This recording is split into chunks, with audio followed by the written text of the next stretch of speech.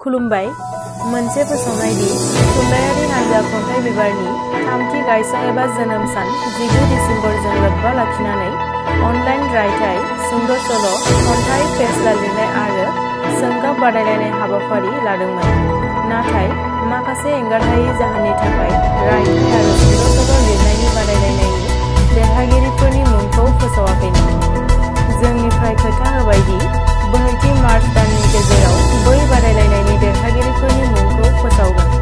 फिन बुंनाय दि मोनसे फोसावनाय दि थुनलाइयारि हानजा खन्थाइ बिबारनि थामथि गायसं एबा जोनोम सान 19 डिसेम्बरजों लोब्बा लाखिनानै अनलाइन रायथाइ, सुंद' सल', खन्थाइ, फेस्ला लिरनाय आरो सोंगाब बादायलायनाय हाबाफारि लादोंमोन।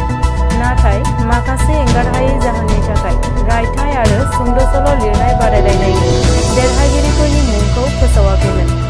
जोंनिफ्राय खोथा होबाय दि बोहैथि मार्च दाननि गेजेराव बै बादायलायनायनि देरहागिरिफोरनि मुंखौ फोसावगोन।